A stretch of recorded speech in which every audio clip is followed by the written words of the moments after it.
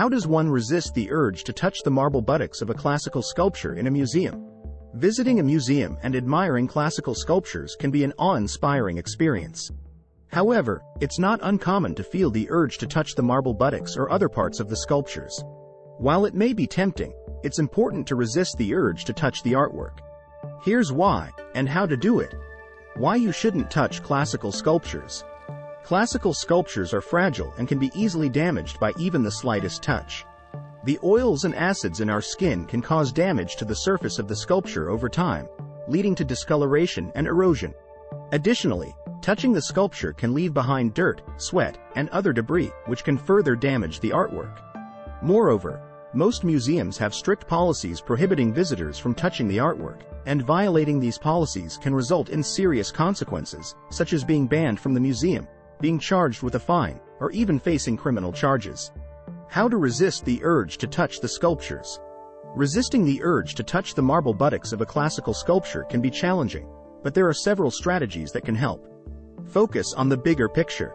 Instead of focusing on the specific details of the sculpture, take a step back and admire the artwork as a whole. Appreciate the beauty and craftsmanship of the sculpture, without fixating on any particular aspect that may tempt you to touch it.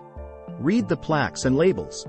Most museums provide plaques and labels that provide information about the artwork, including the artist, the time period, and the historical context. Take the time to read these descriptions and immerse yourself in the history and significance of the sculpture. This can help you to appreciate the artwork in a deeper and more meaningful way, without feeling the need to touch it. Remind yourself of the consequences. Before entering the museum, familiarize yourself with the museum's policies regarding touching the artwork. Remind yourself of the potential consequences of violating these policies, such as being banned from the museum or facing criminal charges. By reminding yourself of these consequences, you can motivate yourself to resist the urge to touch the sculptures. Use mindfulness techniques. Mindfulness techniques, such as deep breathing, can help you to remain present in the moment and resist the urge to touch the sculptures. Focus on your breath and try to clear your mind of any distracting thoughts or impulses. This can help you to appreciate the artwork without feeling the need to touch it. Take photos instead. If you want to capture a specific detail of the sculpture, such as the marble buttocks, consider taking a photo instead of touching the sculpture. Most museums allow visitors to take photos, as long as the flash is turned off and the photography does not disrupt other visitors. Keep your hands occupied. Finally, if you find yourself tempted to touch the sculpture, try to keep your hands occupied with something else. Carry a small object, such as a pen or a coin, and fidget with it in your hand to distract yourself from the temptation to touch the sculpture.